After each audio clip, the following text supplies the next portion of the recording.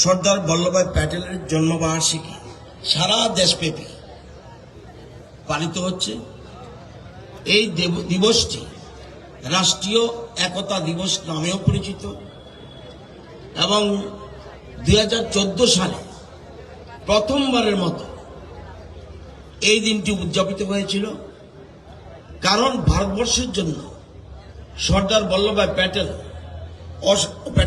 অসাধারণ কাজগুলি যেন স্মরণ করে ভারতের লৌহমানব এর প্রতি শ্রদ্ধা জানানোর লক্ষ্যে এটা পালিত হয়েছিল।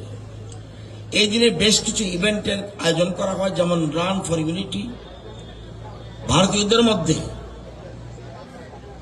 জাতীয় অখণ্ডতা, জাতীয় ঐক্যের অঙ্গীকার এবং সর্দার বল্লভভাই প্যাটেলের অবদান সম্পর্কে সচেতনতা বাড়াতে দেশব্যাপী একটি ম্যারাথন। উনি ছিলেন অখণ্ড এবং অবিচ্ছিন্ন ভারতের মূল কাণ্ডারী।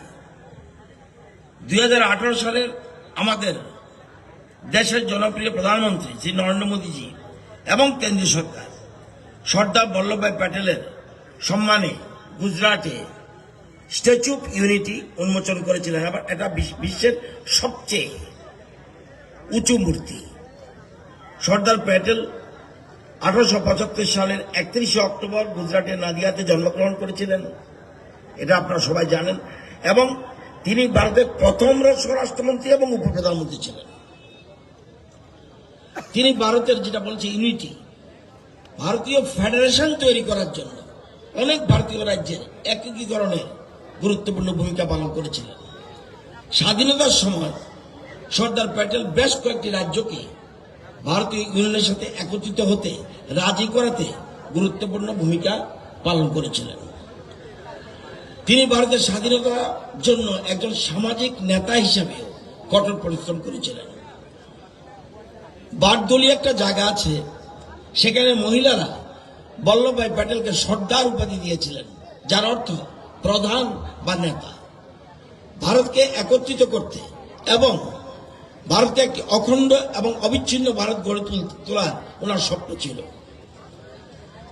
ভারতকে একটা স্বাধীন জাতি হিসেবে গড়ে তোলার জন্য তার বিশাল অবদানের জন্য তিনি ভারতের প্রকৃত একীকরণকারী হিসেবে স্বীকৃত।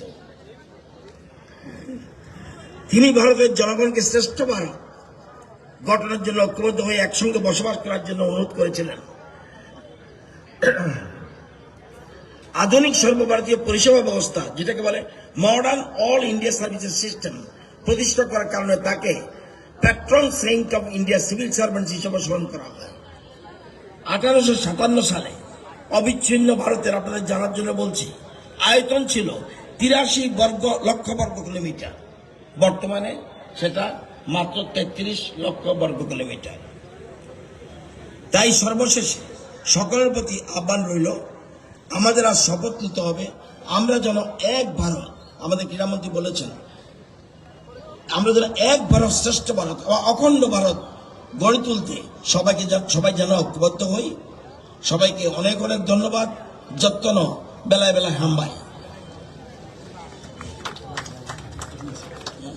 এবারে আমাদের মাঝে শপথ বাক্য পাঠ করাবেন মাননীয় মন্ত্রী শ্রদ্ধেয় শ্রী রতনলাল নাথ মহাশয়।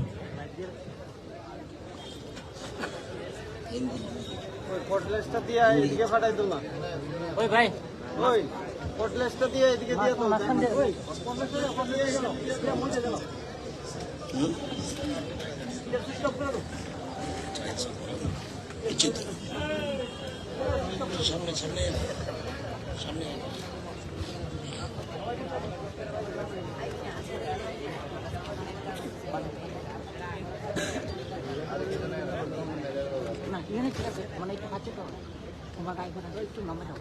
like this. আমি হিন্দিতে শপথ বাক্য পাঠ করব, আপনারা কাইন্ডলি সবাই সহযোগিতা করবেন।